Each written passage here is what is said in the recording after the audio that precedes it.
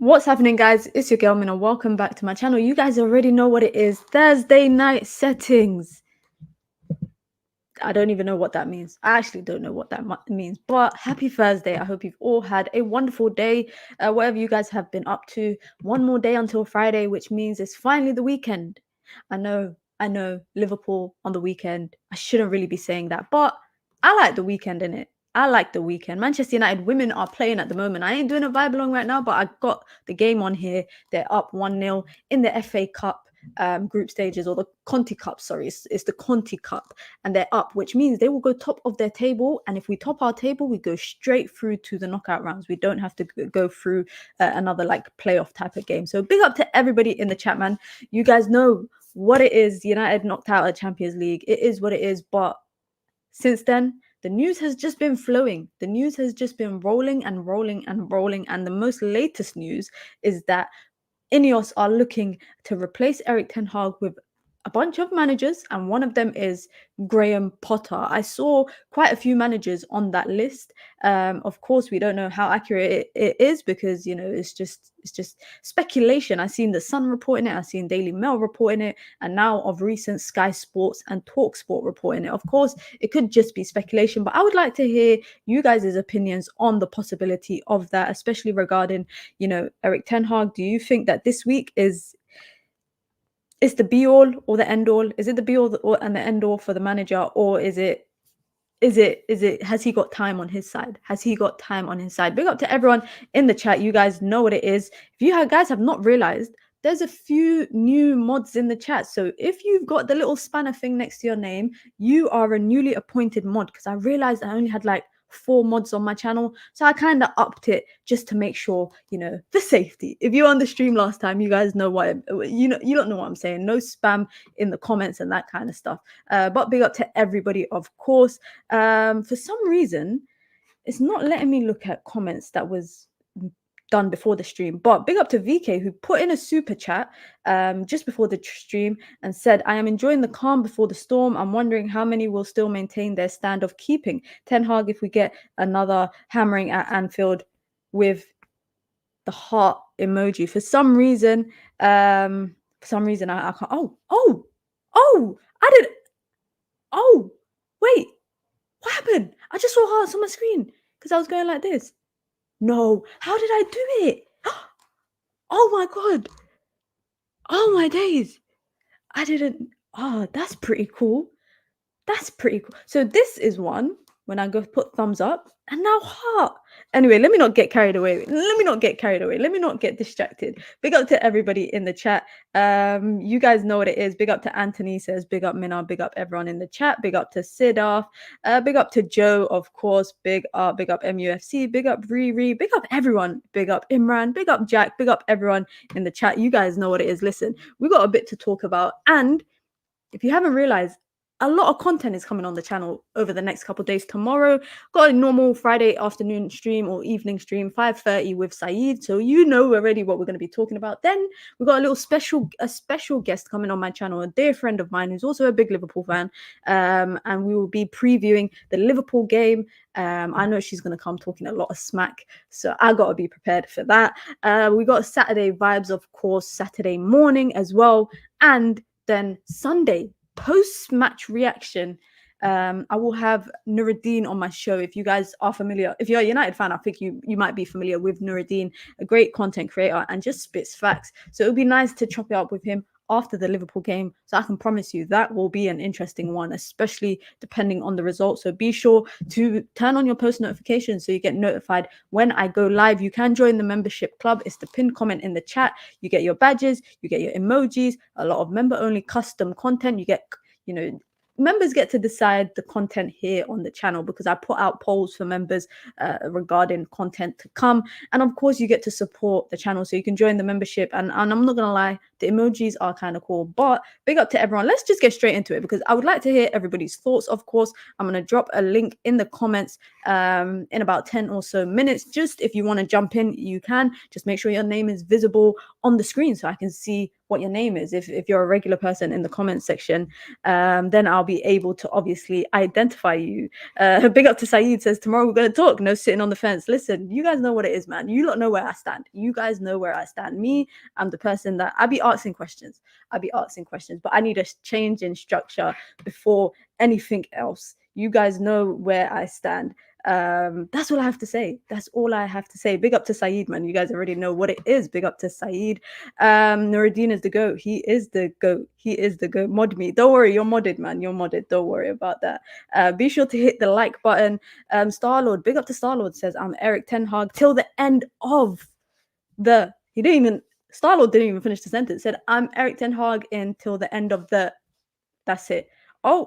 Oh, and Man United just scored. Man United, listen, guys, Manchester United women, if you guys are tired of the men's team's nonsense this year, please go and watch the women's team because you will find joy there.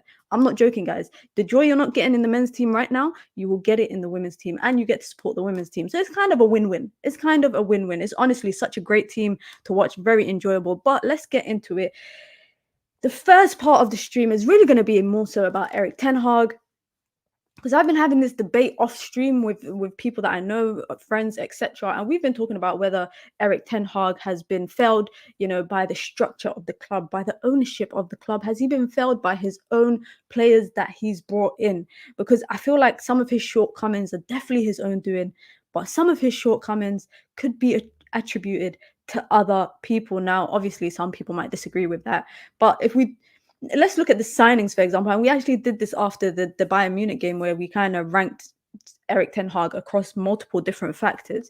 And one of them was signings. And I think signings got the lowest rating on the stream because I think everyone in the chat pretty much agreed that his signings has kind of been the worst thing out of everything that he's done so far this season. We could talk about tactics. We could talk about his man management. Some people like to talk about his just his personality or his characteristic, his vibe. But if we talk about particularly his signings, I think that's what has let him down probably the most. And I think even so, him asking to have a lot of involvement with signings was pretty much the beginning of the like if it was club signings, people would just criticize the club. I feel like inevitably people would just criticize the club. But I feel like as a result of the fact that a lot of his signings are his own signings, his own doing, we can argue and say, it's not his first choice or second choice, but he did get the choices across certain positions, He didn't get Frankie de Jong.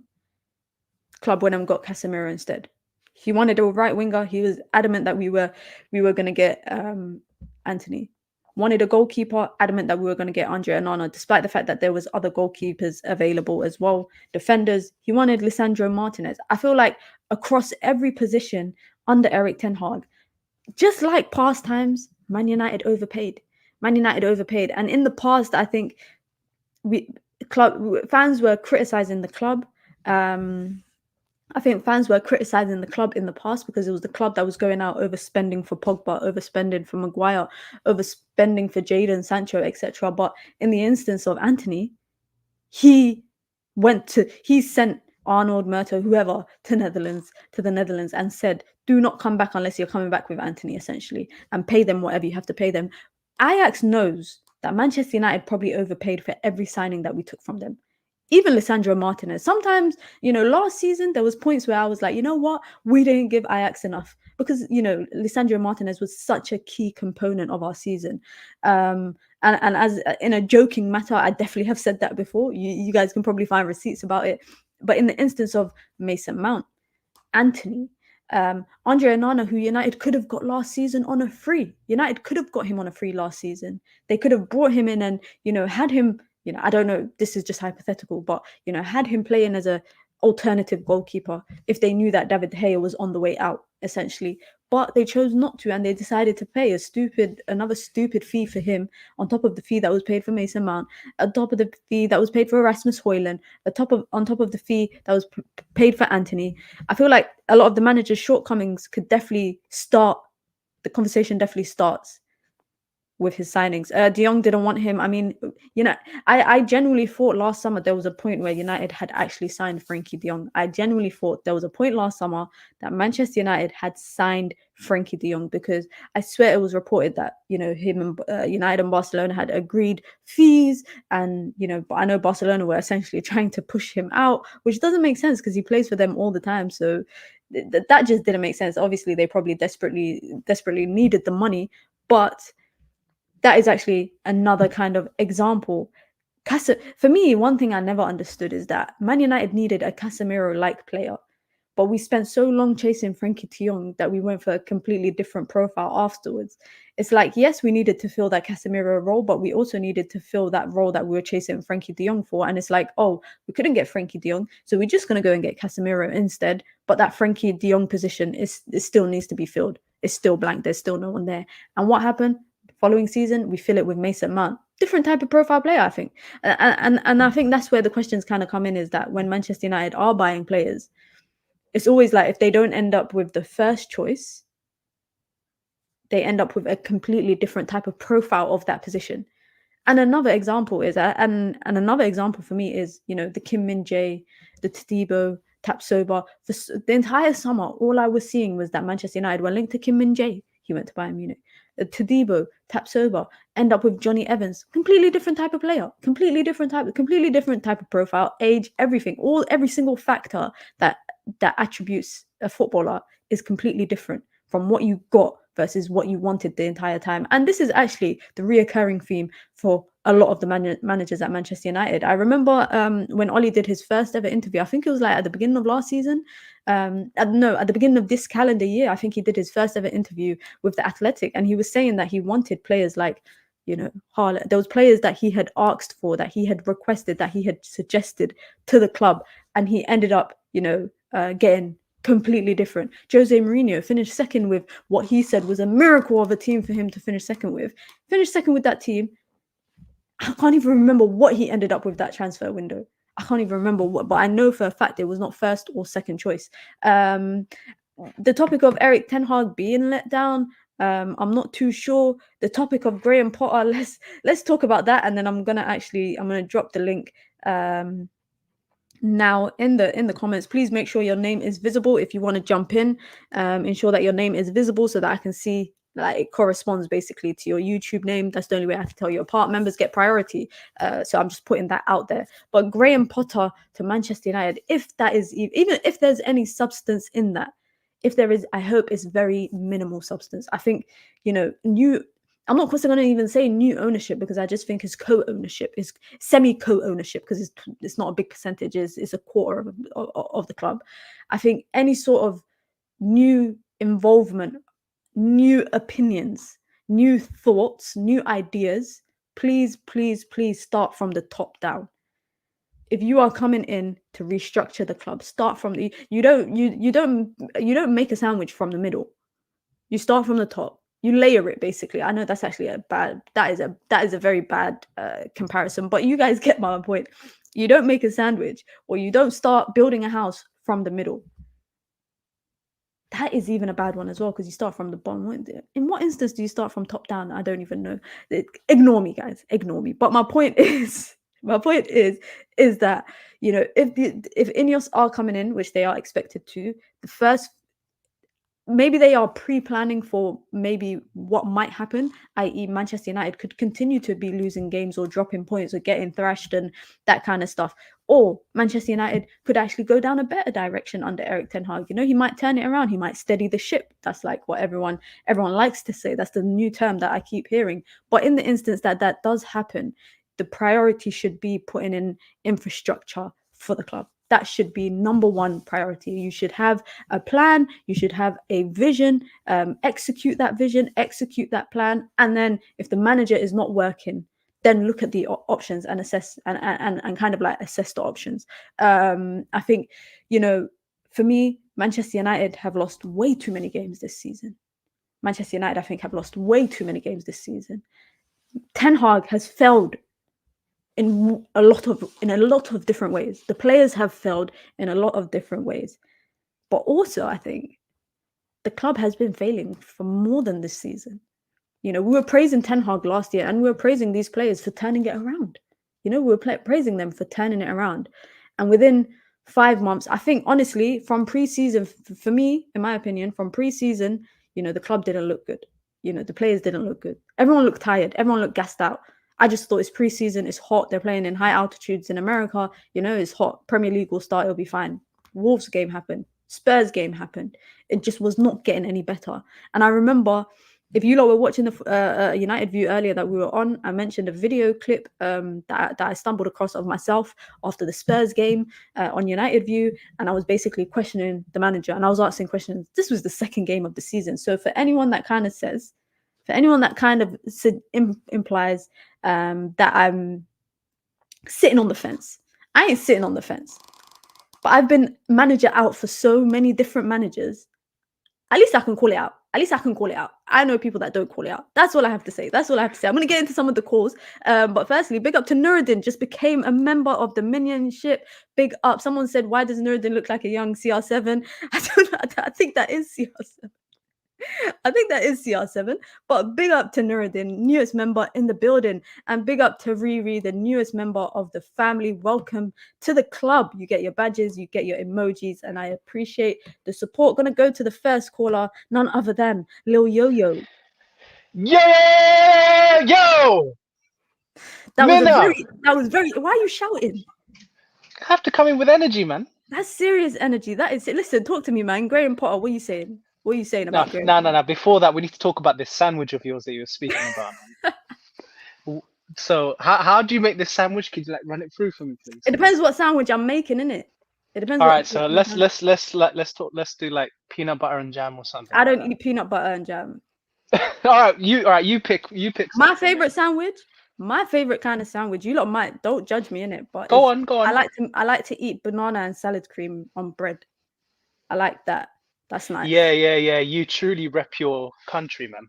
No, it's not even that. It's just nice. Try it, guys. Banana and salad cream. Put salad cream like it's butter. Spread it. Chop up bananas. Put it together, guys. It's the perfect sour and sweet taste. That's all I have to say. That's all. All right, I'll keep it in mind.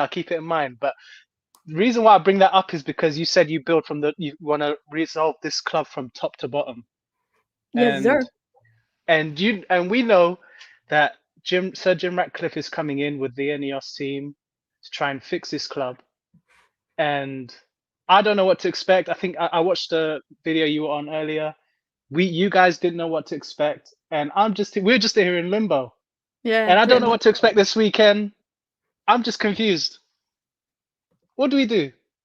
We just have to be like, I don't even know. That's the thing. You know, I'm actually at a point where every question people ask me, I'm like, I don't know. Oh my days! I don't know, man. I've said this to other people. I don't know, man. Do we need Harry Potter? All right. What do you think? All right. Let's talk about the Ten Hag thing. Do you think that Ten Hag has been let down by the players, by himself? For me, right, it's been a collection of issues. I think the issue does go with the manager. The manager is not wholly to blame, but he has to take some responsibility. These players they take a lot of responsibility too. And the fact that pre-season was stinky. I remember watching it and I was like, what is this? Like, I've never seen fraudulent activity like this in time. Like, it was one of the worst pre-seasons we had. And then obviously, like you mentioned, the first couple games was stinky. I don't know, man. It just stinks, man. Everything just stinks. It stinks. Gani mentions a point here saying, if you buy milk and find out it's off, do you keep drinking it? Well, unless you use that milk to like make cheese or something. That's the only way. You have to be creative with these things, and that's my problem with Ten Hag. Like, he's not fixing the issues that he has because he's sticking with his principles when he knows he hasn't got the players to play his style of play. You need to adapt to what you have until they have the fitness to play that style of play. Do you think he's overworked them? That's why they don't have the fitness.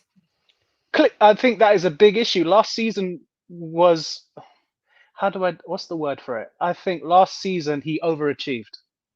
Okay. I think a lot of people agreed that, yeah. Yeah, he overachieved last season. I think none of us expected us to finish third last season with the trophy. And because of that, expectations increased. And with that, now we expected to either finish second or even challenge for the title, and we're well off that, which should have never happened. So he's the victim of his own success. Yeah, I hear it. I hear it. Let's talk about some of his players though, because you mentioned saying like he ain't got the players to play how he wants. But it's interesting because the Bayern Munich game, 3 of his signings were part of that starting 11 in Rasmus Højlund, Sufjan Amrabat, and Andre Onana. We haven't actually seen. I don't think we've seen a starting 11 solely of the vision that he has, like the players that he's brought in, or the players that he wants to include in his kind of vision. You know, like the Brunos, the Yeah, Rashfords, the team, the players he's inherited. Basically, I don't yeah, think yeah, we've yeah. seen a starting 11. I mean, Mason Mount. I I don't know where he is. I genuinely don't know where he is. From He's day injured, but one, I never wanted Mason Mount. I'll be honest with you. I didn't. It didn't make sense to me. I mean, I'll back him because he's a United player, but I've never understood the reason why we signed Mason Mount. Like, I think I've heard you say this before. Would that Mason Mount signing and David De Gea, I had beef with David De Gea last season. Like, I was like, he had to go. But I remember you saying he should have stayed another season, and then we used the money for Onana to go and get Harry Kane. To me, I would have said we need someone who's a killer up front, and we needed a midfielder that actually has the energy that he's looking for. Like, to me, Mason Mount is not the type of player we needed. This, in my honest opinion, but he's made the decisions he's made. He has to live with it, and that's the consequences of the actions. Chucky Bar, the Conti Cup score is 2-1 to Manchester United at the moment. Someone asked you a question. Sefa What's in the the chat question? says, define success. Well, success is subjective. It depends on I who's. think in football, it's not subjective. I think it's trophies. That's success. I mean, depends on the club, because some clubs aren't destined to win trophies. Okay, so Some United, clubs, but we're talking in this instant, we're talking about United, right? in the long run, is to win trophies like the Premier League, Champions League. That's the definition of success. But if we're looking at baby steps to getting to where we want to be, last season was moderate success because we Okay. hadn't won a trophy in 6 years and we had gotten top 4, which was ahead of a lot of people's expectations. Are you backing the manager to turn this around? Um, uh, bombastic side eye.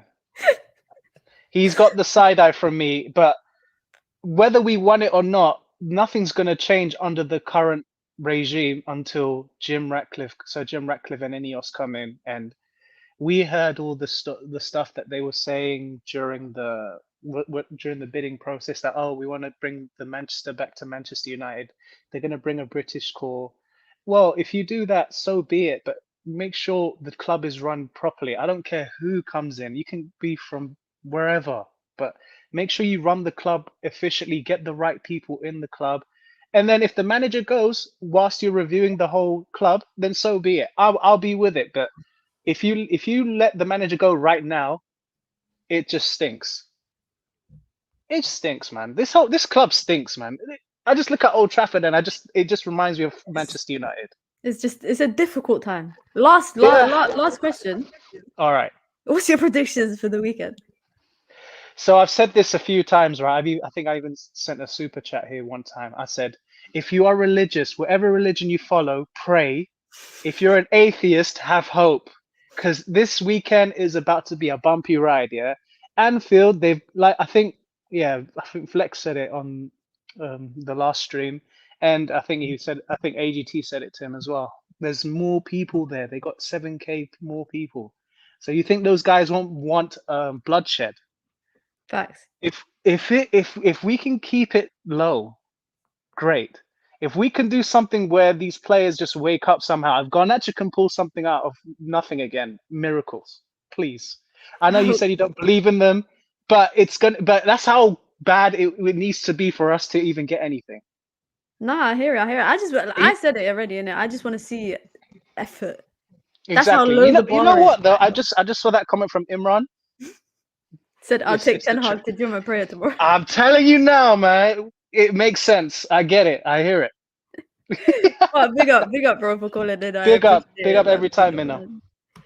Oh, little yo, what a character. Next caller, the one and only Show, who's actually got his camera on today. Big up. I do, yeah. Talk to me about Potter, because this is sounding like it's a possibility. Look, I don't think Graham Potter's a bum coach like a lot of people make him out to be. Do I think he's United level? No, I don't. I think he'll be a good coach for let's say, a West Ham or a Palace decided to go, a different path this summer, move on from the likes of Moyes or Hodgson. I think he's the type of manager they should go for. But we've known for a while that Ratcliffe is a big fan of Potter. Yeah, we definitely have known that. Someone said, Lil Yo said you sound a bit muffled. Can't lie, show. Oh, do I? You know what it is? I don't have the setup like you in it. I'm not like big time. It's the AirPods that you're using, I think. Is it better now? Huh? Better now. Yeah, it's better for me, but let me know, guys, in the chat if it's if the audio is better for you guys, because it's all right for me. Yeah, I'm using like these little. That's why. Oh yeah, probably that's why. Just turn up your audio, guys. That's it. Just turn it up on your phone, your laptop, You wherever sound you're like you're in watching. the toilet. Someone said. You sound. Someone said, "Show Oh. chilling with Little Mermaid under the Oh sea." my God. This is what happens when I decide to. Next time I'll just call in from my phone. That might have to be an option. That's what I normally do. If I'm not on my setup, then I just call in from my phone because that's the easiest. If you're using headphones, I would say I thought disconnected. I tried to make an effort with the camera and everything today, innit? That's what it is. But yeah, it's obviously it's not worked out. It's really not worked out for me. Nope. Yeah, that it works for me in it, so I can hear you. Mm. But I think it's the earbuds. Yeah, so you're just gonna have to talk loudly. I think you're just gonna have to talk And I thought, loudly. you know what? I'm really not loud. This is as loud as I can talk. But okay, I'll try. I'll try. I'll try. I'll That's the try. loudest you could I'll talk. try. Yeah, I'll try. big up, big up. But in terms of because we were talking about has Ten Hag been failed, and that's Mm. why he's kind of finding himself in this situation. Do you feel the same? Do you agree? Do you disagree? I think it's a mix of everything. Like, look, on Ten Hag, yeah, I was one of those people last season when he kind of abandoned his philosophy after like 2 games. Um, I wasn't that happy about it because I was kind of happy sacrificing league position last year for an identity. Because I think as the seasons go on, you can build on that. So like when we come to this season, I think we can't really say, oh, what part of our football last season could we bring into this season? We couldn't because we knew we were kind of going to abandon everything last season and kind of start from ground zero again this season. Um, but the narrative last season was that look, we sacrificed it after 2 games because one, if we make the Champions League, we'll be in the Champions League, which Man United need to be in the Champions League. Number two, we'll get our top targets like Harry Kane, like Kim Min Jae, and all these other players. Number one, we were in the Champions League this season, and we saw what happened. Number two, we didn't get our top targets. So me personally, I kind of feel like last season was a waste because we sacrificed building an identity and a style of football to kind of fast track, to kind of cheat into the Champions League. Let's be honest, fast track into it, Yeah, and it wasn't worth it. Now that you think about it, it just wasn't worth it at all because what did we gain from it? Nothing really. Whereas last season, I would have rather maybe we finished sixth or seventh, but we could say, you know what, we play like this, we build up like that. Next season, if we get this player here, this player there, we can build up better. But now we're in a situation where we're kind of like starting the style of play from scratch, if you believe there is a style of play.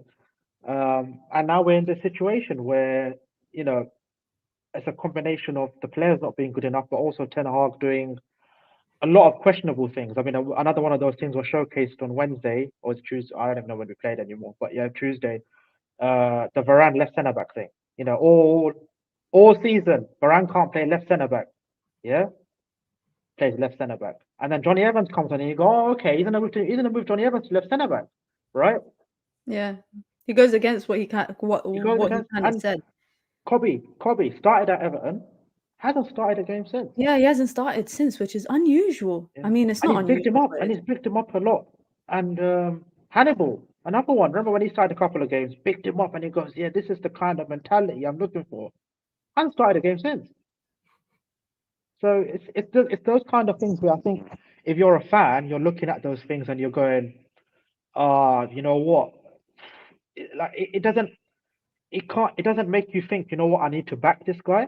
And that's where I think a lot of fans are struggling. So I get it. Look, I'm one of those. Look, I was really happy when we got Ten Hag. He was like my guy. I really wanted him. I didn't really want Pochettino because me personally, I don't think Pochettino's as good as people make out, and that's being shown at Chelsea right now.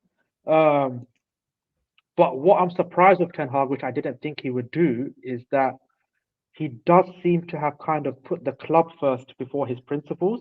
And I think as a manager, if you're trying to change the culture of the club, you need to kind of you need to put your personality on the club. You know, I feel like someone look, Spurs are a smaller club than us, less expectations. But I look at someone like Postecoglou.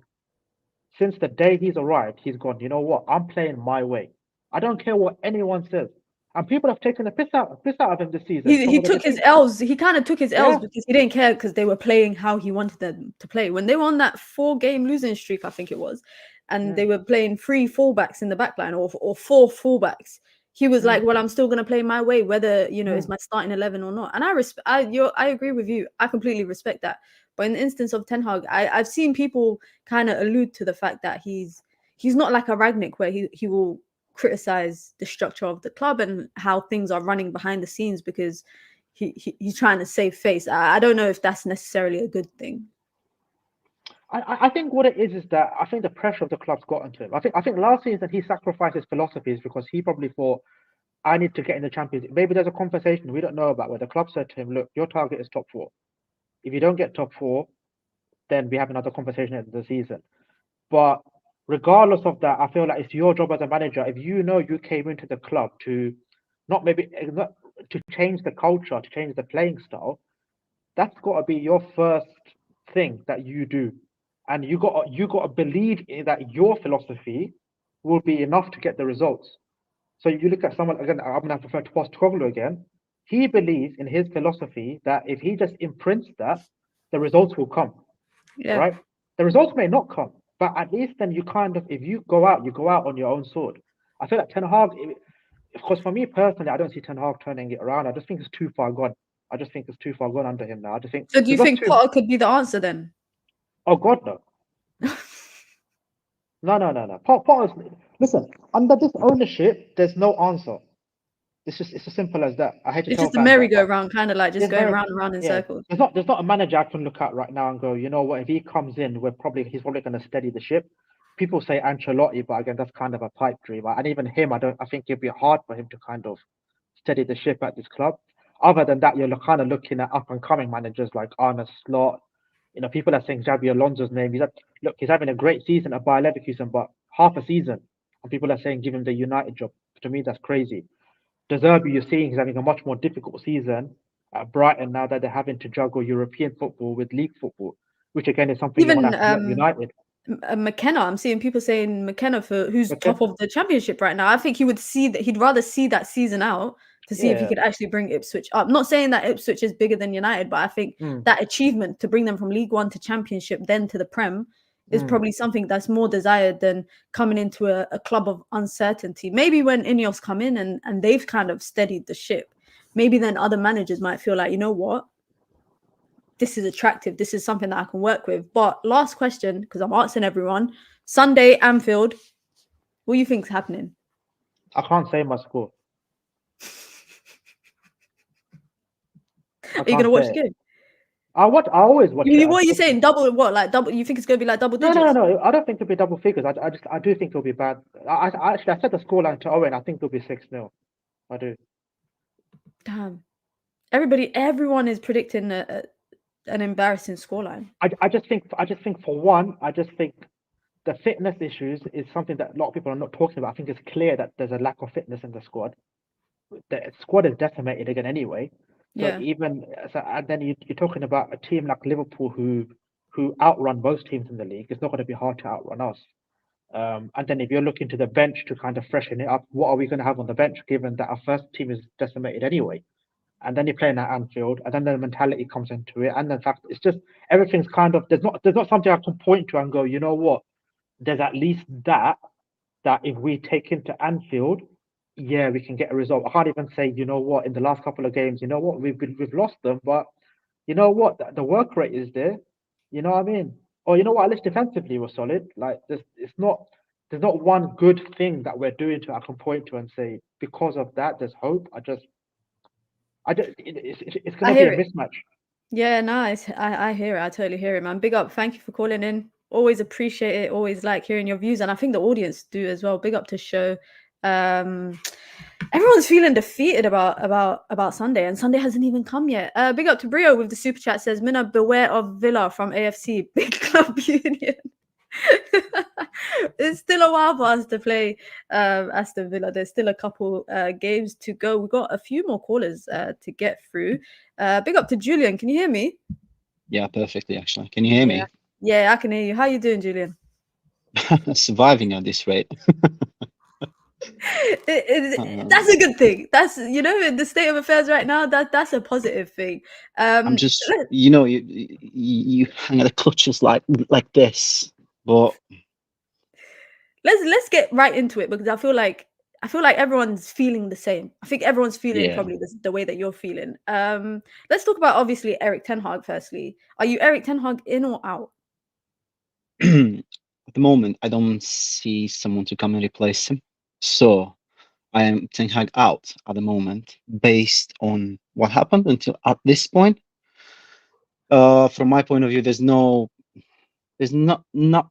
one manager out there that might, want to come or has the ability to, be better at this point.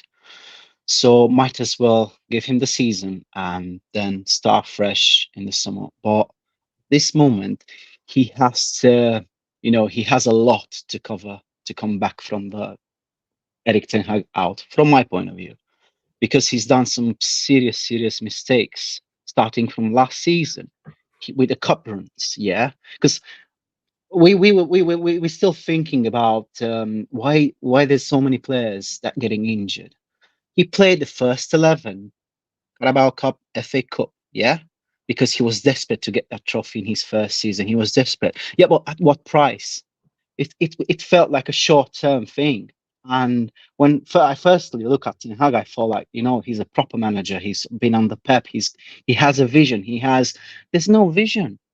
There's no vision. I don't see any vision. The team after that Carabao Cup final and then the Barcelona game, yeah, it's all been going downhill since then. And it's been what? It's going to be a year now, isn't it? Yeah, it's about 9 months now so far since the Barcelona game. So it's all been downhill since then. Like there's been how many beatings, like proper beatings, the team suffered since he came on. Even Oli, no tactics. Oli on vibes, he was beating Pep. And I'm not saying Oli was good or anything like that, but you know what I'm trying to say. Even he had like his thing, and you know what? I'm gonna play counter-attacking football because that's what I can do. I'm going with vibes here. Pass it Rashi. What's Ten Hag doing? What's his style? He came from Ajax. I'm not playing Ajax ball. We're gonna be good in transition. Do you remember when he said that? Where's that? It's not happening. It's not happening. He transferred. He tinkered with the defense. We was an amazing defense last season, yeah, because he thought he's gonna change it. Then I'm not gonna change it. We're not playing from the back. I bought Onana to play from the back. We're not gonna play from the back. Bring him out because he's vital to my system. He said that. That's his words. Where is Mount? Are we playing from the back? No, there's nothing happening. Don't get me started with the discipline. He's a totalitarian when it comes to Sancho because he's not training well. But there are players walking on the field. I'd rather players don't train. It's in this point of view might not be very liked by people, but you know how it is. Some players that would not train, but they will still show up. Well, Sancho did neither. But what I'm trying to say is, I'd rather a player don't train that well, but be on the pitch active rather than the other way around. Probably McTominay is like ace in training. That's why he's always being picked. Or Rashford, and then they come and they hide away. There's a lot of things that don't make sense. More things that don't make sense. What do you think of Ten Hag signings? You mentioned obviously Mount. You mentioned Onana. Yeah. And your team has he been let down? Okay, he didn't get his players that he wanted, but come on, the pool of players in Europe and whatever, it's huge. You spent 400 plus million. And what did you get? what did you get? You can't put your finger on one player, say, you know what, that's it. Maybe Martinez, but availability is not there. And I have a very, very strong suspicion he was so desperate with Martinez to play, You think he and rushed him that's back? exactly because this is. And I never heard of a player come back with a fractured, like whatever. It wasn't a fracture. It was like he's under stress, the bone, or not fully healed, and stop playing. Never heard it. Even in with our medical team, I never heard it. He was so desperate because the team was playing so badly, so poorly, and he needed Martinez to play out the back, and for his spirit, because he's the one who's like high-fiving everyone after, every corner. And he's a proper leader, but I think he rushed him back. And that's why this is happening as well. There's so many things that don't add up. What transfers? He spent that money. He spent that money on what? That's So my if we point. move away from Ten Hag, if we move it, obviously you kind of, I think you're stern in your opinion. Do you see him Definitely. turning it around this month? Liverpool, we got Villa, we got West Ham, we got Forest. Do you see him winning over the No, fan base?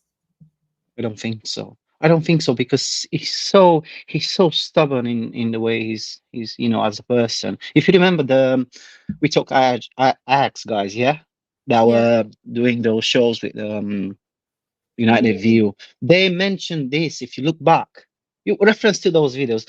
Look back at them and They said he look. was He stubborn. has, They said he was a yeah, stubborn and man. he has no plan B as well. And he's in game management in sport. There's things that came to light, and maybe it works at Ajax. You're not going to be punished, But at this club, in this league, that's so challenging because you said Nottingham, Liverpool, Aston Villa. These games are hard.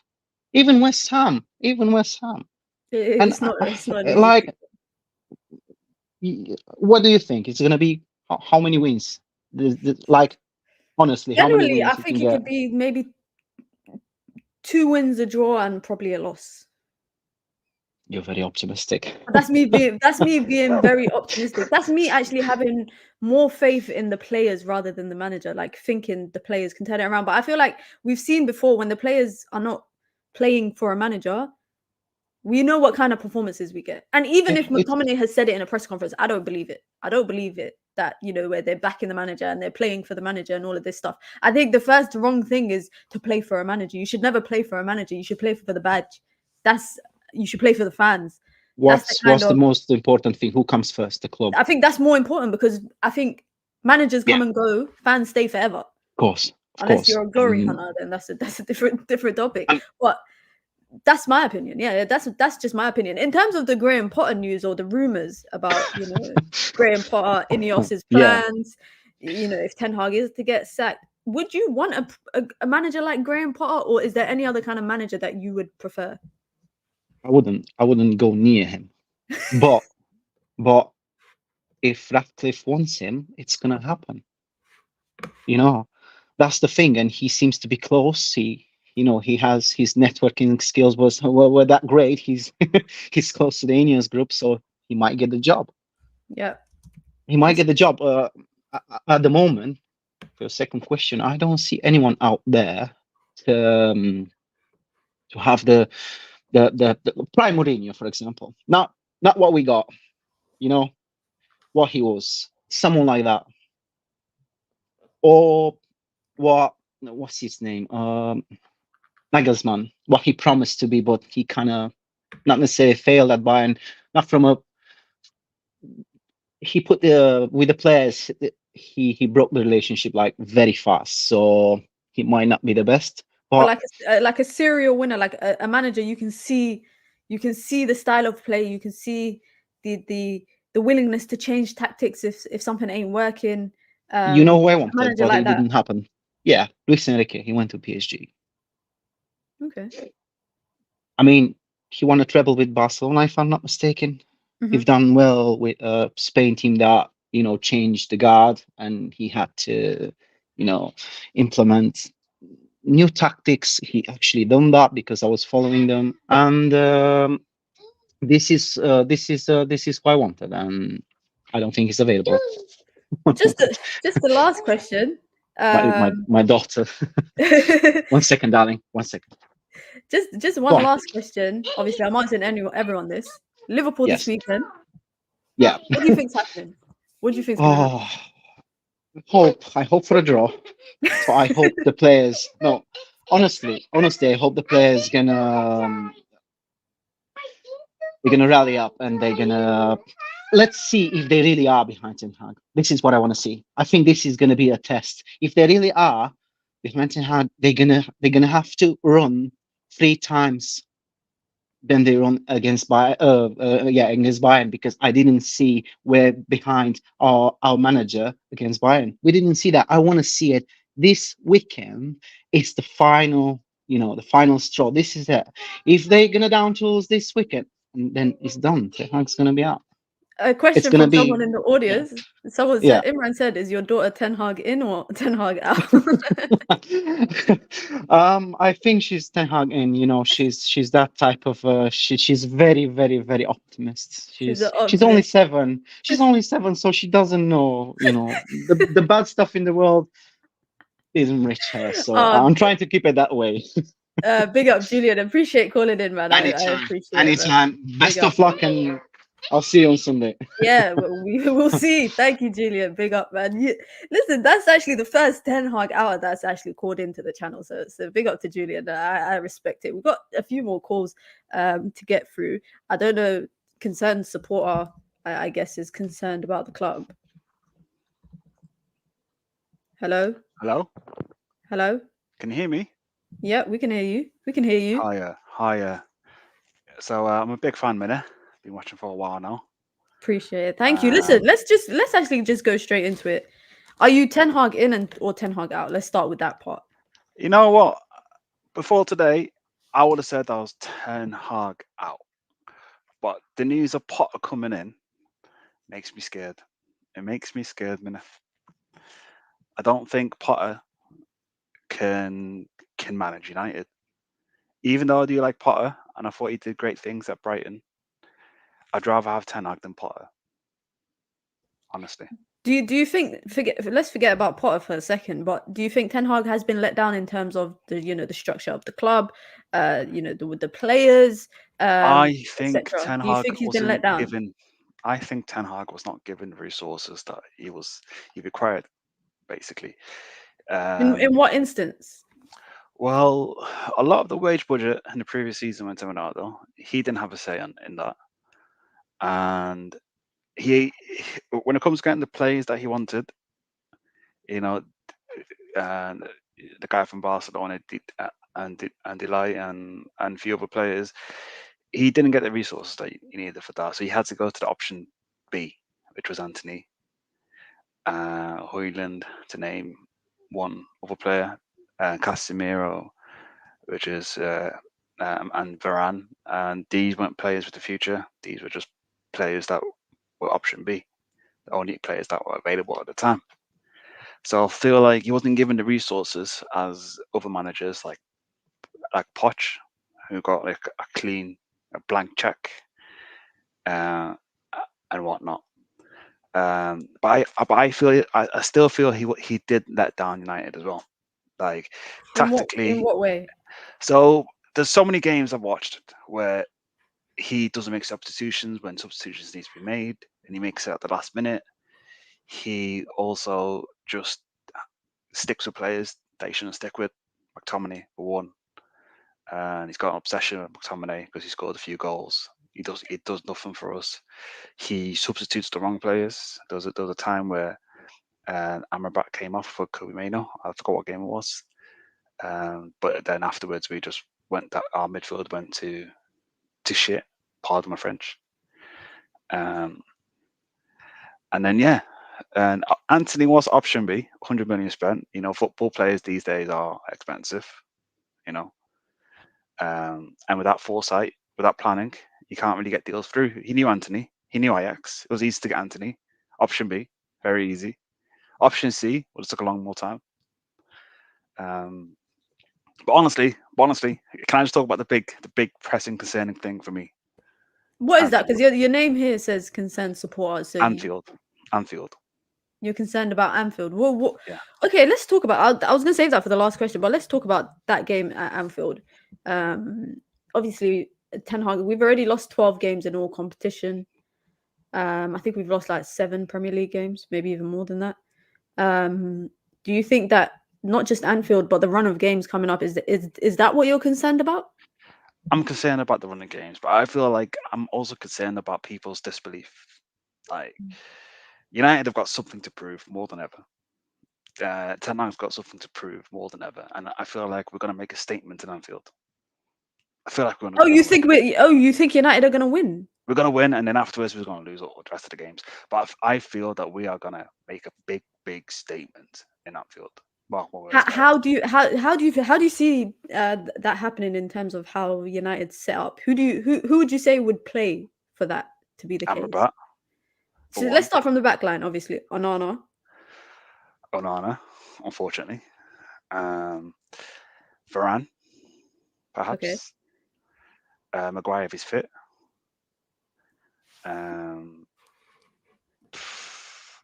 Has to, in my opinion, Luke Shaw, but I'd rather go Dalot. And then Wan-Bissaka. And then in the midfield, for me, it has to be Amrabat and Kobe Mainoo. But no, if Scott McTominay touches the ball, we're gonna lose. If he starts, we're gonna lose. So it's all. I mean, well, who if it's a Kobe and Amrabat midfield, who would play in the 10? Because Bruno's out. You know, good question. And for that, we just have to let the gods decide. In my opinion, it will probably be 3 CDMs, perhaps. Honestly, we are. I'm sorry. I shouldn't actually laugh at people's opinions. But it's just the fact that you said that we're going to win, and then you everyone's said, negative. I'm trying to be positive. I'm trying to back my team. You know, I'm trying to back my team. I'm trying to be positive out here. I feel like it's time to get a win at Anfield. I feel like United have got something to prove. And you know, I feel like the team's very versatile. So we could probably get Hannibal in the 10. Who knows? I'm concerned for the heavy breathing. Oh wow, guys! Wow, you know, I am guys, a bit come on, overweight. let's be. I'm sorry. I was going to say let's be nice, but everybody was cooking shows saying that he sounded like he was underwater and that. So I actually can't say anything about that. But I think it's more. I think people are more concerned about the fact that your name is Concerned Support on here. Do you watch the channel? Yes, every single day. Are you active in the comments? Not really. I try to be, but I'm scared of little Yo-Yo and Koala. Yeah, like they don't seem like nice people, so I don't really type. No, this person that whoever that is has to be a troll. Has to be a troll. Let me bring them back. Sorry, let me bring them back. But honestly, they're saying that they're scared of people in the chat. And big up to Julian, newest member of the community. Big up, appreciate it. Welcome to the Minions gang. You get the nice little emojis. Okay, cool. We're back. Sorry, I just had to take a little break. Back to the Liverpool game. Yeah. How do you see United winning the game tactically? Tactically, we're going to park the bus. That's the way we're going to win the game. Which is fine for me not to have a 10. Honestly, I want a 10. I'd rather have 3 CDMs. So you don't want to play a 10. You just want to play 3 CDMs and then 3 CDMs and a striker and 2 wingers, and we just counter.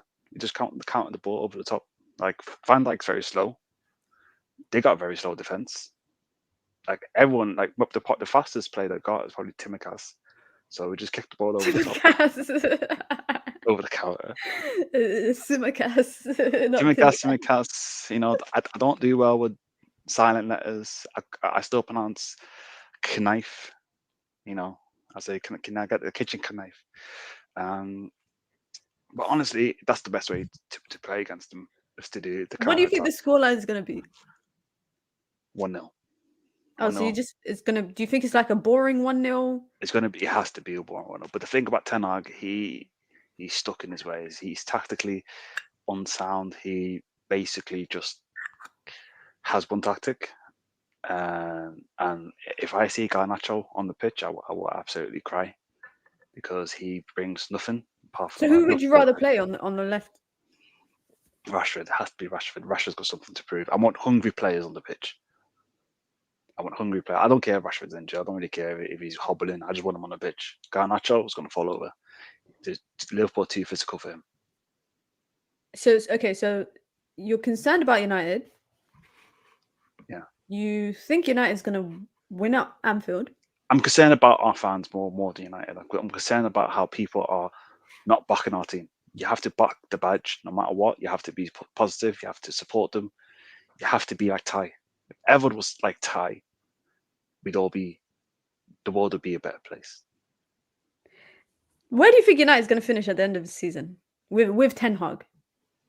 If Ten Hag still remains 7th, because I'm a realist at the end of the day, you know. A kettle, yeah, you don't call the pot kettle black, whatever that saying is, but yeah, I'm a realist. Well, thank you. Big up, concerned supporter for calling in. A lot of people are wondering, what are you concerned about if you think United I'm are concerned gonna about the negativity of our fans. Okay, so people. you're not you're concerned. You're concerned of the fan base. You're not concerned about the football or the manager or the players or anything. Next time I call in a minute, I'll make sure I call myself concerned supporter of the fan base. Okay. That helps. That would help. But big up to concerned supporter. Says we're gonna win. Says we're gonna win at Anfield. First person I've seen saying that we're gonna win. A few more callers to get through. That was. Did anyone hear what he said about he can't pronounce words, and then he said like knife, and it took me a few seconds to realize that knife, as in knife. It was knife means knife. That is actually funny. Knife. I've never heard someone saying it like that. But next caller, big up to Siddharth. Siddharth, how you doing? I'm doing good, Mina. How are you doing? I'm good. I hope you can bring some optimism. I hope you can bring some Okay. optimism. Of course. I was just doing something else, but since it's some gossiping about Manchester United, I just decided to call in and have my say about the constant sorrow we have been put through by the club. Big up to concerned supporter, by the way. Yeah. What about him? He made me laugh. I'm not gonna lie. He made me laugh. I would like to see him in the comments because he said that he just lurks. Okay. I don't know. But do you feel are you as optimistic as him? Do you think United can win at Liverpool?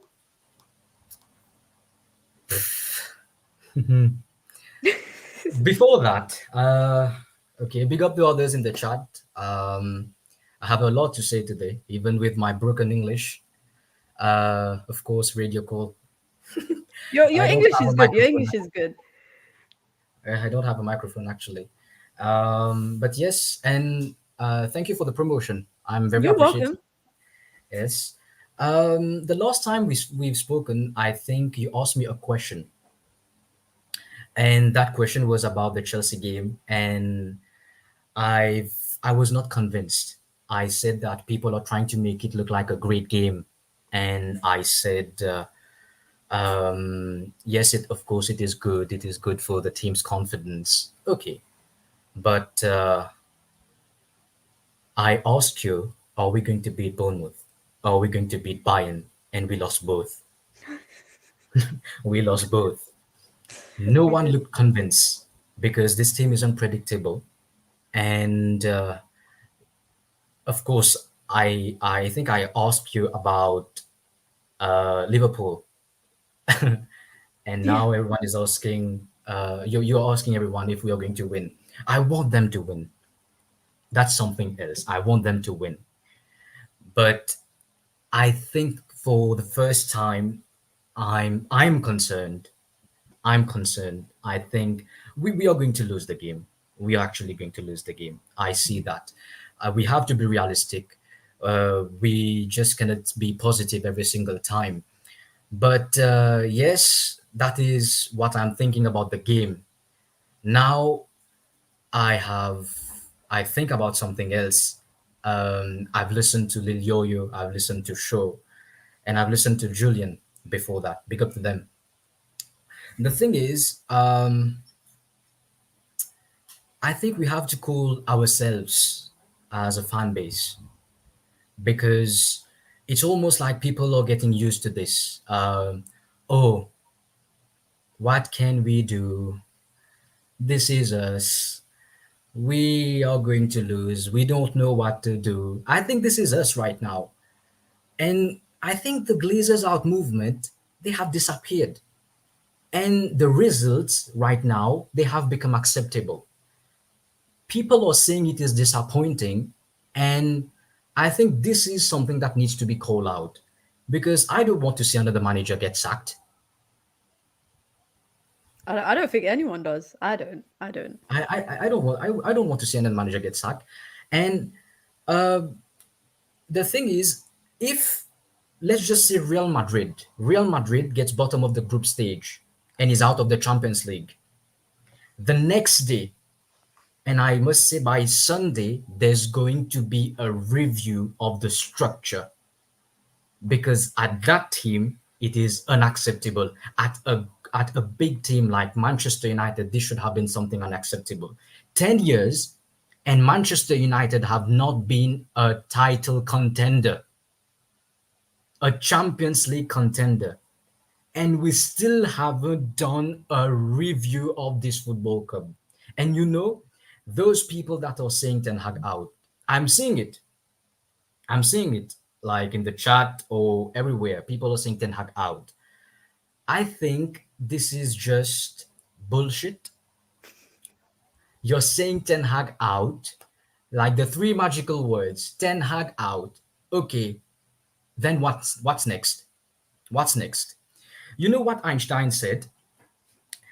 Einstein said insanity. I think it is Einstein or Newton, but this the saying is insanity is doing the same thing over and over and expecting different results. Yeah, we've been sacking managers. I don't know. I don't know what are we expecting. We are going to sack another manager and bring in now. I'm saying Potter, that Harry Potter. Him. Is he going to perform magic? That guy's CV. He's not impressive. It's not impressive compared to Eric Ten Hag. We could just stay with Eric Ten Hag then. But why are we bringing? Where do you see Ten Hag's shortcomings? Because I feel like there's a few shortcomings, and obviously the title of this video is actually has Ten Hag been let down? Do you feel like he's been let down by the structure of the club or the lack of the structure that's in the club? You know, the player power. He's been trying to stamp that out. You know, he tried to stamp that out with Ronaldo. He's right now going head to head with Jadon Sancho. He's trying to stamp out the idea of player power in a club. He even said it himself when he came into the club. He said he had to reestablish standards because there was none. There was none. Players weren't used to being held accountable. They weren't used to having expectations where the manager has expectations of them to behave a certain way and do certain things. People coming late to training or, you know, late for the team bus on a match day, that kind of stuff. Do you feel like he's been let down trying to implement all these things and trying to make the club better? And as a result, it's kind of trickled into the performances that we're seeing.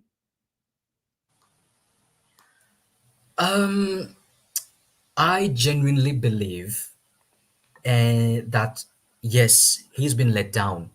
Yes, of course, people might be saying, but he's been backed. He's been backed, and the players are actually his players. But I think I don't know if there are people that are going to remember that when Manchester United were a decent team, you get knocked out of Europe or you have bad performances. I think it was in the early 90s. Roy Keane, you can search for the video when you have time. Roy Keane in the early 90s, he will come out and say, this happened because we are not good enough and we did not buy good enough players in the summer. You can search for that. Mm-hmm. If we would have won against Bayern Munich, you will have a queue of players. We are happy. it happened, we tried so hard, we were working hard. But now there's no accountability. The players are hiding. So they don't want to speak what's actually happening at the club.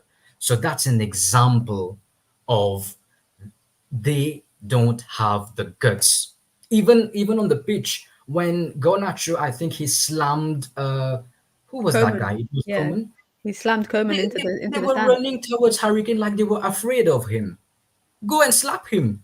No, not slap him. Not slap him. Not actually slap. Not actually slap him. Not actually slap him. No, but I think it was who came running to his defense. It was Varane came running, Bruno came running. But at that point, Yes. there was about 3 or 4 Bayern Munich players that had kind of circled him. Yes. Yes. So I understand. I get that point. But you know, people talk about, you know, the manager's had opportunities to sign players. He's brought players. He's brought in his own players. Do you feel Yes. like that is where people are criticizing the manager more? I think people are criticizing the managers. The people that are actually criticizing the manager, you have to understand one thing. Let's go back to 2022 when Ten Hag was appointed. Were these people ready for a rebuild? That's the question they have to ask themselves. I think that's a very valid question. That's or Were were they ready for a rebuild, or were they looking for like a short-term turnaround? Short-term turnaround. Because if you are because people always give examples of look at Manchester City. Manchester City never needed a rebuild. They never needed a rebuild. They had their structure. They just needed a good manager who's going to make them win. We needed a rebuild, like Arsenal, like Liverpool. The thing is, a rebuild is going to take at least 3 to 4 years. Does these people understand this? That's the first question. If they answer this, then okay, you might not agree that I'm Ten Hag in. You can say, okay, I want another manager to be sacked, and I want to bring in someone like Zidane. Okay, let Zidane come in. He's going to make us win. Because as I remember Eric Ten Hag, when he was appointed, everyone was saying, back the manager. It is going to take time. Let's wait. Let's be patient. It is going to be a very difficult journey. But we've been there. We've sacked managers. We've changed managers. We've changed players. Now it is high time we back the manager for a rebuild. And now, people, it is not even the end of the second season. It is in the middle of the second season, and people are saying, oh, Ten Hag, you've brought in your players and you can't even perform. Majority of the players are not physically fit. I think people have also said that maybe the players are unavailable because of Ten Hag, because Ten Hag overtrained them. Have you watched the match against Wolves? At the beginning of the season. Midfield, yes, our midfield was was outrun. On the second day when that happened, I would have said, Casemiro, go in the gym, run, be like Hulk. What the hell? What you guys are doing? And I would have overtrained them, me personally, because this team, I know these players are lazy. So I would have done that. And people are criticizing. I think the people are still saying about the thing about David De Gea. I think what actually happened, it is Richard Arnold who did a bad job in that. Because I think even Ten Hag, not Ten Hag, David De Gea tweeted circus, an emoji, a circus emoji, saying that the club is a circus. It is not Ten Hag, because Ten Hag might have said to him, okay, I want you to leave. But it is Richard Arnold. And there is another example, the Mason Greenwood situation. There's another example, Ronaldo. People are saying that Ten Hag made Ronaldo leave. Yes, he was on the bench, but because Ronaldo called out the Glazers, that's why he left. He didn't just call out the Glazers, because he called out Ten Hag. His most famous quote about Ten Hag was saying that he doesn't respect Ten Hag because Ten Hag doesn't respect him. He said that Ten Hag lies. He said a lot of stuff about the manager. Yes, but and he also said he was out. Yes. No, it wasn't. Yes. That wasn't the only reason. But in terms of what he said in his interview, he also, I remember him saying, like, he was speaking to the fans, and he was like, "Do not believe, the manager will say one thing to you and do another." He said these young players at the team, they're not hungry. They don't want to learn from me. He criticized the Glazers. He criticized a lot of people, starting from basically the top down. I think the reason why they had to let Ronaldo go is because they probably felt like in that position, Ronaldo kind of had a lot more power than what a player should have because of his Yes. status, because of his name, because of what he's won. He literally fired shots at everybody, everyone. I think Sir Alex Ferguson was the only one that was kind of safe to not get any shots fired at. I think the Mason Greenwood situation, from what I remember in the articles that I read, especially from The Athletic, who did a deep dive in it, Ten Hag wanted him back. Richard Arnold kind of fumbled it the way that he dealt with it, but Richard Arnold also was to blame in that as much as Ten Hag was, because people were criticizing Ten Hag. The Jadon Sancho situation, I think if we're talking from like a man management perspective, I think the questions are kind of warranted towards Ten Hag, because he's got kind of a track record of, where the man management looks a bit questionable. I think it's difficult to blame that on Richard Arnold or blame it on the Glazers or something like that. Do you know what I mean? Yes, but the thing is, I think you even just mentioned it, that that when you don't want to play for the manager, is it actually not, you're not playing for the manager? Because what I'm saying right now is you're not playing for the club, you're not playing for the badge, you're not playing for the fans. Ten Hag, I think I actually like the way Ten Hag is dealing with the players, because there were lots of players when Ole was here, they thought that they can do anything. And I actually wanted Ten Hag to come and throw everyone out of the club, but we cannot do that in one transfer window, of course. But the thing is, what happened with Cristiano Ronaldo, he was on the bench because he was not doing well on the pitch. So you have to be on the bench, not because I dislike you, Ronaldo, or you won 5 Ballon d'Ors, or you look good, I don't look good, I'm bold. It is not. It is not like that. Eric Ten Hag actually, in a way, respect him, but I think that Ronaldo, in a way, when he came back, I was talking about this with my friends. When he came back to the club, there was one thing that happened. I think that there is something known as you carry your baggage of success to somewhere. He did that, I think. And when he did that, he thought, okay, I won't be a leader, but I have to play every single time. Not that that he's not a leader, but in his mind, everyone has to respect me. I have lots of people that are like this. I have done that. I have done that. I have done this. I'm that. I'm this. I have won 5 Ballon d'Ors. So it is now time for this club to appreciate me. But the thing is, Ten Hag was against that. He wanted to be fair, and he said, Ronaldo, you're going to be on the bench. But I think there was an ego clash. That was an ego. And it is happening again, I think, with Varane as well. Of course, Varane is going to be someone who's going to be problematic, yes. But there is something. Varane, here at this club, it is a new start. You have to start winning here. You haven't won the World Cup with Manchester United. It is with France. And I disagree with anyone who is saying, okay, Ten Hag shouldn't have done that. So what he should have been doing?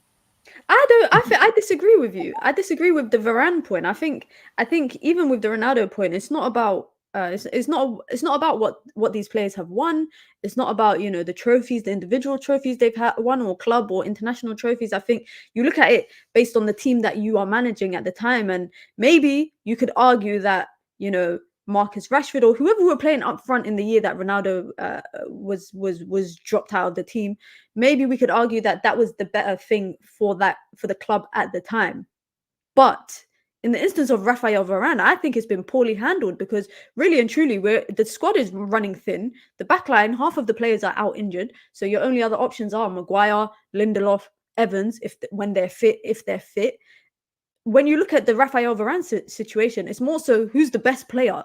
who's the best defender out of the options that you have. I don't think it's about ego, because again, you know, we could talk about Cristiano Ronaldo, but I don't think from what the vibe that I get, I don't think Rafael Varane has an ego. I mean, the guy quit international football at the age of nearly 20, 29, 30, so that he could just focus on club football, because he knew it was that demanding, because you're playing 2-3 games every 8 days.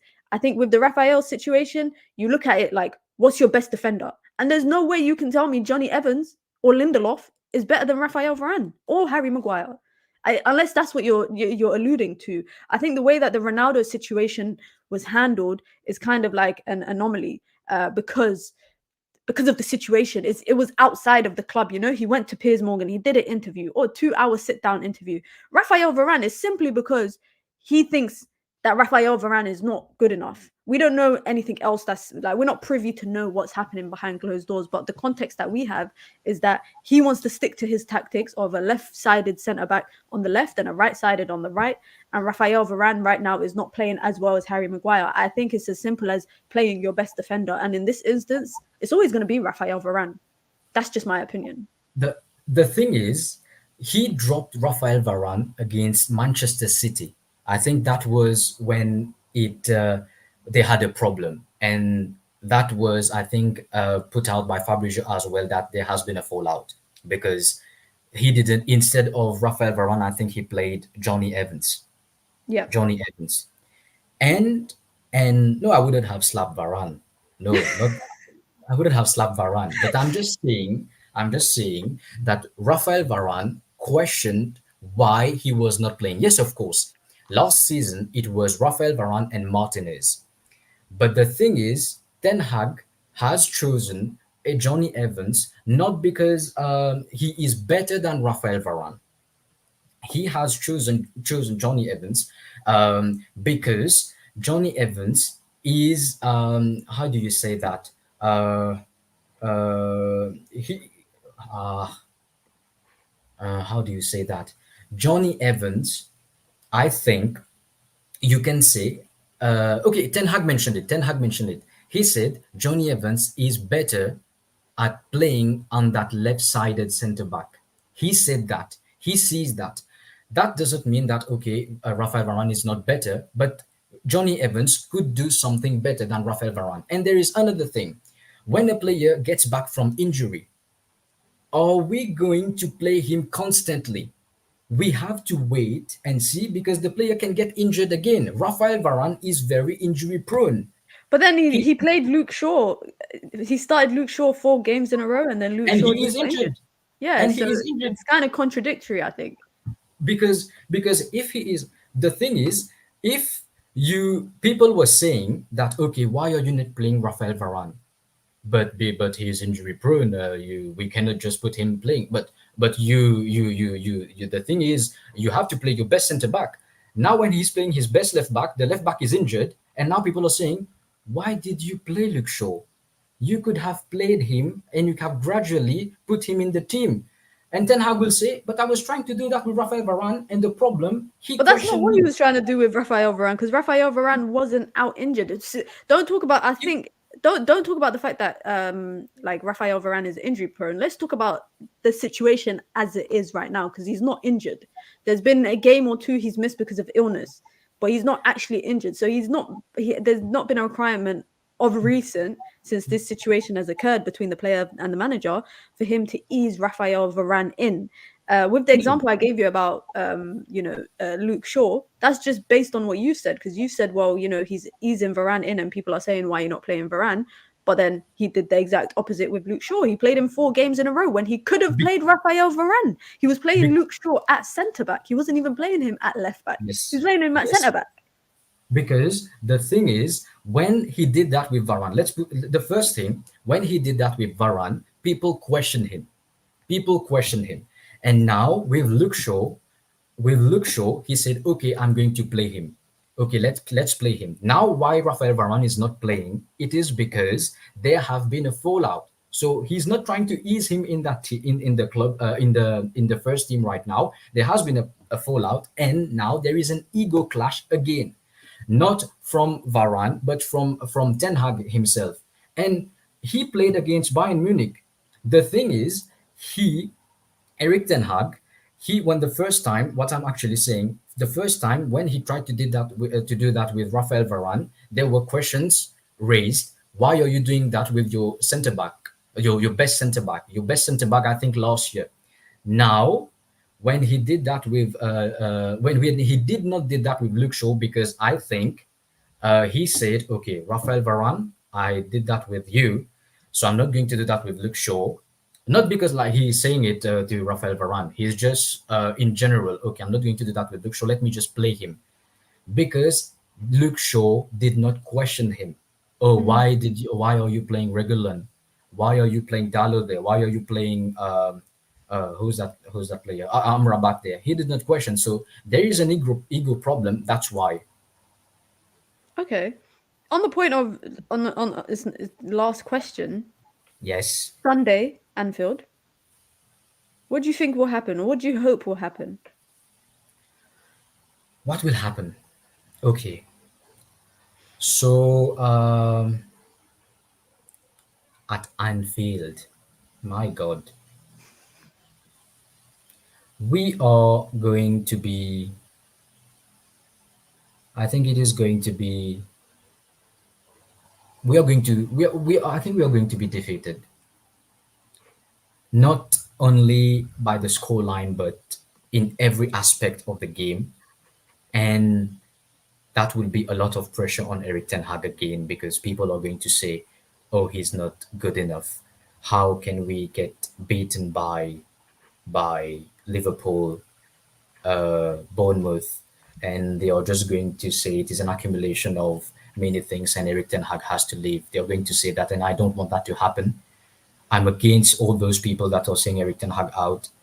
Even you, Koala.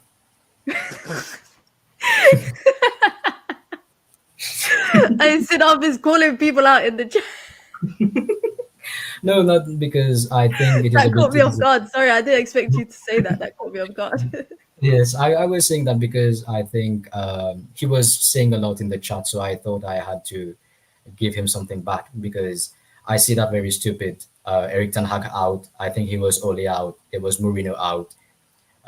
In the end, I just want the best for the team, and I think right now, Eric Ten Hag is what's required. He did a good job.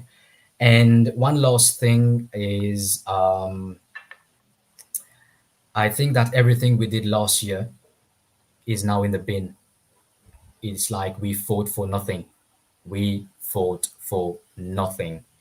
Um, I'm just disappointed, but I'm not giving up on Eric Ten Hag. We need to have him under the new structure, and that's another thing. I think we are just here waiting for what's going to happen with someone who we actually don't know his plans. What's Sir Jim actually going to do? It's valid. That's a He's valid point. it's we for 25%. We are sat here waiting for a guy to get a 25% deal over the line for I think 2 months. 2 months. Sir Jim wanted the deal to be done, I think, last month. Yeah, it's been a long And time. It's been a long we time. are dealing the deal because of the Glazers, or should I say because of some lawyers. I bet the Glazers are sitting out there saying, "Oh, I don't want that. I don't want that to happen. I don't want that to happen." But just let it go. Just let it go. Because if people, those people who want Ten Hag out, who is in that office, who's going to call Ten Hag? There's no one sitting on that chair. Richard Arnold can't do that. He he's going to, because we need to have someone. It could be Blanc, who's going to be there and say, "Okay, Eric Ten Hag, I need to know what's happening. What's your vision? What's happening to the club? What are the signings that you're making?" We need to have someone questioning him, and I need that. And when I'm going to get that, and then I'm going to make a decision. If you have to stay, if you're going to stay, then I'm going to bring another manager. This structure, they can't. We can't even trust them to bring another manager. They are linked with Harry Potter. Who do we? Okay, I'm just going to say, Big up, sit up. No, I appreciate it, man. I appreciate your optimism. I appreciate your positivity, especially in the times that we are right now, man. Appreciate it. Thank you for calling in. We got a last caller, and it's an op. It's actually an op that wants to come on here and speak. So I'm gonna give them a minute to say something. I'm gonna give 1 minute. I'm gonna give 1 minute. It's a Liverpool fan that wants to say something. How are you doing? I'm brilliant. This United downfall, brilliant. Listen, what do you think's gonna happen on the weekend? 8-0. 8-0. I'll be serious. 4-1. 4-1. I think we'll concede at the end. You lot will score consolation at that. I think the game will be like one of those games where like, first 20 minutes you lot hang in. It'll be like we will dominate the game. I think you guys will hang in, but then we'll score. I think in like 25th minute. Then I think you'll capitulate like always. This season, I think we're just gonna. I think Salah scored the first goal, and I think Darwin gets the second. Then I think you think Darwin's finding the back of the net. Okay, he has more goals than Hoyland. Let's be honest. He's Darwin's slow Hoyland, by the way. Let's be real. Darwin will dunk 29 like last season. Let's be real. That's your 1 minute up. Big up, bro. Appreciate it, guys. I told you 1 minute. 1 minute. I didn't even remove him. I did now. 1 minute. I told you 1 minute. I'm giving him. It's telling me Darwin's gonna score. Hell no. Big up to Mike. What's happening, Mike? Can you hear? Hey, Mina. There is no way when you said last call and you brought on a Liverpool fan. I know. And then I saw you here, then I had to bring you in. I had to. I couldn't end on a Liverpool fan. I couldn't do that. No way was that going on. Sorry, I had to. You know, I don't want to be disgraceful. But how are you feeling about everything? The Ten Hag, the Potter, the Anfield. Potter, forget it. It can't happen. Eric Ten, I mean, as I've been putting in the chat, Eric Ten Hag was failed by the club in the sense that when he came in, he didn't have a CEO that knew what they were doing. He's a commercial bloke. He's not a football man. He didn't have a director of football. At Ajax, the guy was with Overmars, Van der Sar. Yeah. They basically knew what was going on. Ajax had a way. It's the Ajax way, as the guys from We Talk Ajax always told me. Doesn't matter who managers come in, the system is always going to be there on how they play. He came into us. He had a commercial guy as the CEO, and he was given too much power. Do you think he can turn it around? Yeah. So you're positive that he can turn it around? Oh yeah, but he needs that backup. When we say backing, he needs somebody like Paul Mitchell, Ralph Ragnick would have been ideal. Would have been for sure. I think they would have clashed though. I think they're two strong personalities. I don't think they would have got on. But what's wrong with that? What's wrong? You don't like everybody you work with. That's true. You can still clash, but as long as it's it's not to the for worsening the club.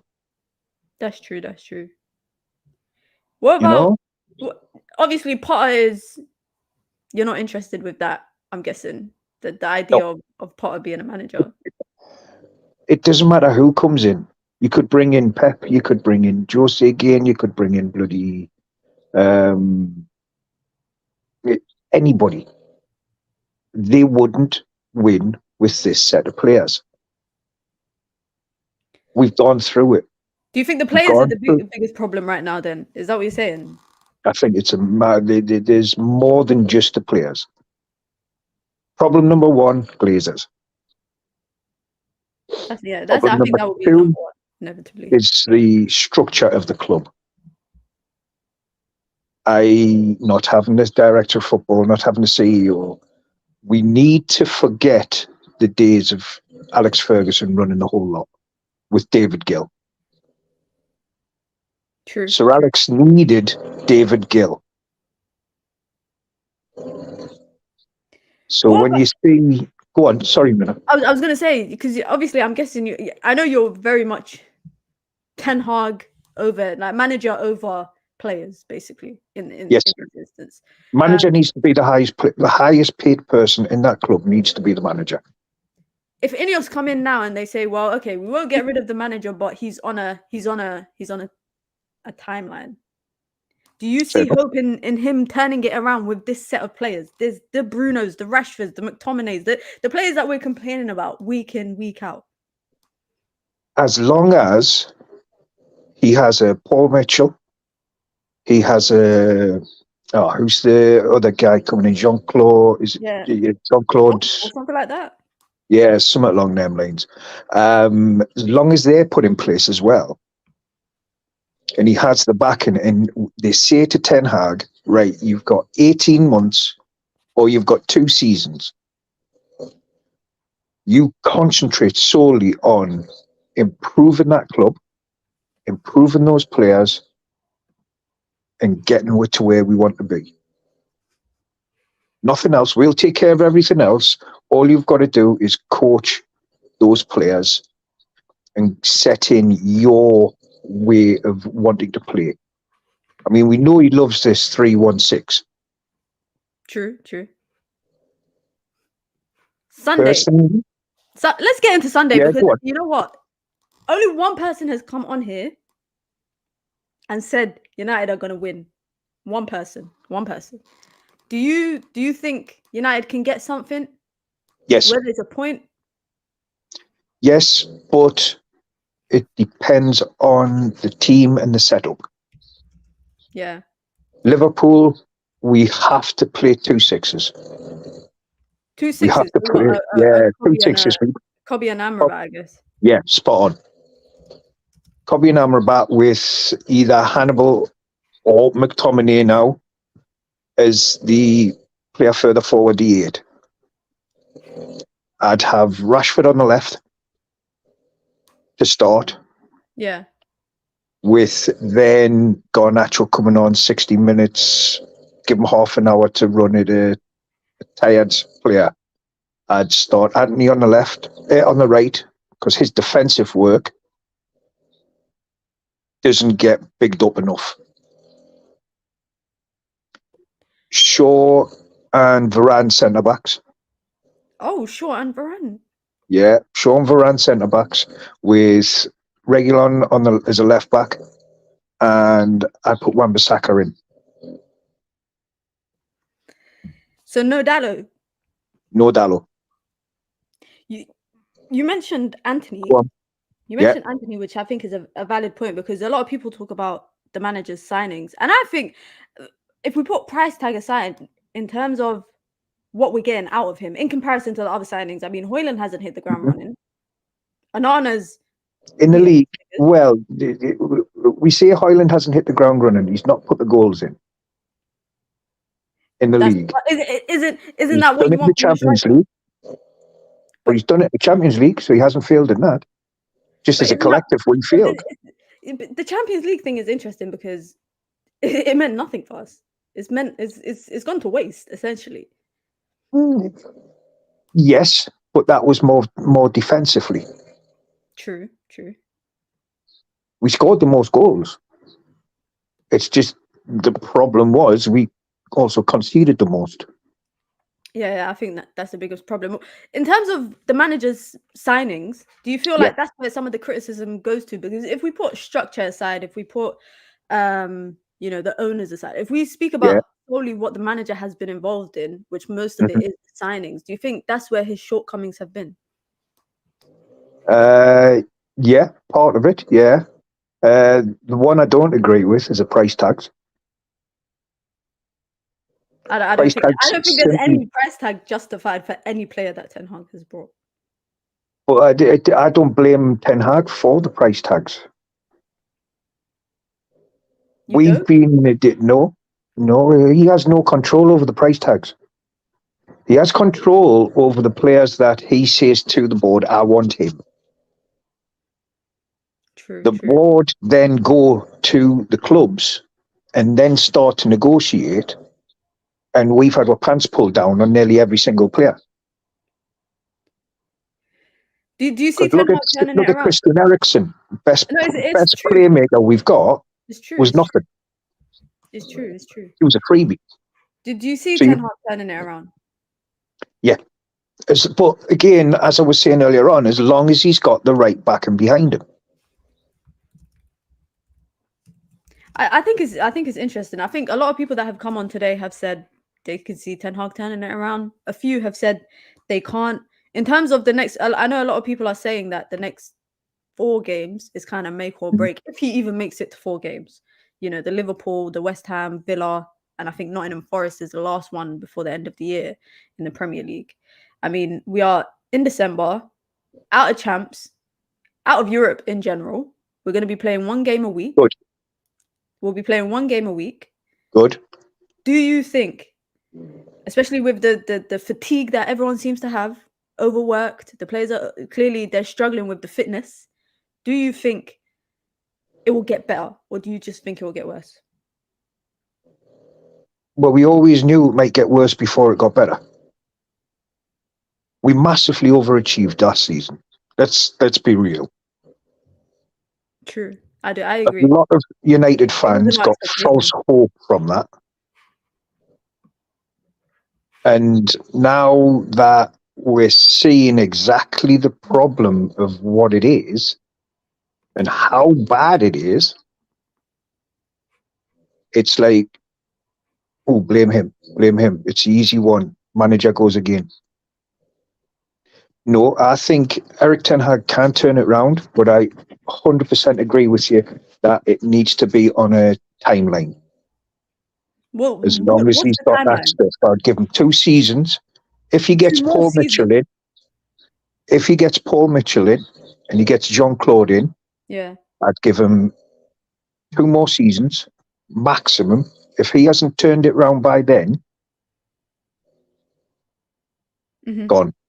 Then we can do. But we're keeping that structure behind it. So structure first, and then everything else second. Yeah. I hear it. Big up, Mike. No, I appreciate it. You're the last caller. We've got to leave on a positive, man. Can't let it be a Liverpool fan to come and laugh at us. Have a good week. And definitely, we get a result, whether it be a draw or whether it be a win. 1 goal win. Fingers crossed. In fact, there you go. I mean, Hoyland will get his first one. I've been saying that for the last 5 weeks, Mike. I don't know how much more I can say that. I've been saying it every Premier League game. I'm saying this is the one. He's going to score. He's getting a goal. Has to be against the Dippers, though, doesn't it? It has to be this one. It has to be. Listen, Martial got his first Prem goal against Liverpool. It wasn't a good 15 games in, but it was. Well, his debut. I will take it. I will definitely. Big up, Mike. I appreciate it for calling. Okay, guys. See you later. Big up to Mike, guys. You lot in the chat, man. You lot are bad youths. All of you lot. Imran, Lincoln Lawyer, flipping Lil Yo-Yo, Riri. All of you lot are bad youths. You lot are bad youths. But big up to everyone. This show went on 40 minutes longer than I actually anticipated. Big up to Mike, man. I was just trying my best, man. I literally I had to I gotta turn off the comments on when people watch it back. I need to turn off the comments when people watch the stream back. Manchester United women just won 3-1. I think it ended 3-1. And I have to attend a virtual press conference in about 7 hours for 7 minutes, for the women's team. So we got a few more minutes, but big up to everyone firstly that called in. It was actually really nice to hear everyone's different opinions. A lot of you lot have different opinions. Some of you guys are, I'm Ten Hag in until the wheels fall off. Some of you lot are like, I'm Ten Hag in, but I'm looking at him sideways. Some of you lot are like, I'm Ten Hag out. Some of you lot are like, we're gonna smash Liverpool on the weekend. Some of you are saying, let's keep it respectful. Let's keep the scoreline respectful. I appreciate all the differing opinions. First and foremost. Let me get to a few super chats. Shout out to Brio says, every team rebuilds every season despite success. I think every summer transfer window, you can look at it as a rebuild if you want, because that is true, especially if you're still looking for them missing pieces to your team. Is definitely is a rebuild. Big up to Julian for the super chat. Says, for your resilience. Listen, man, when you grow up in an ethnic household, let me say one thing, guys. When you grow up in an ethnic household, you know when not to laugh. Because, there'll be times where you're being told off. It's a serious situation. You know when not to laugh in it. You know how to hold it in. But big up to everyone that locked in. Big up to everyone that called in. If I didn't get to your call, I'm so sorry. I really do apologize. Next call in, I remember the 3 people that have priority. So I will remember that you have priority for the next call-in shows. We will be back tomorrow with 2 streams, guys. 2 streams. We've got a stream at 5:30. And here you go. Mike is actually, I think the snoring is my dog. Bro, your dog must be humongous. That's all I have to say. I need to see what your dog looks like. I need to see what your dog looks like. Big up to Mike for the last call-in. We're back tomorrow. 2 streams. We've got obviously a Liverpool preview with my friend who's a big Liverpool fan. Make sure you lot welcome her properly. And of course, we're back with another show with Saeed. And then we've got more shows across the weekend. Minna, you learned Fortnite yet? Yes, I've learned it kind of. I'll be live, guys, on Twitch. If you're not following my Twitch, it's in the description of the video below, or you can just go over to Twitch and just type in MinaFootball. It will come up. You can come see me play Warzone with my friends and just be good. Ask the people that watch. They know that I'm good at it. But big up to everyone that stuck around, man. You guys know what it is. I appreciate the support all the time. We'll be back tomorrow. Content is contenting. We're gonna keep it going. Big up to everyone. You lot know what it is. Be sure to hit the like button on your way out. And if you want to join the members club, you can. It's the pinned comment in the chat. You get your badges, you get your emojis, custom content, and of course, you get to support the channel. Until tomorrow, guys, it's your girl Minna. Peace.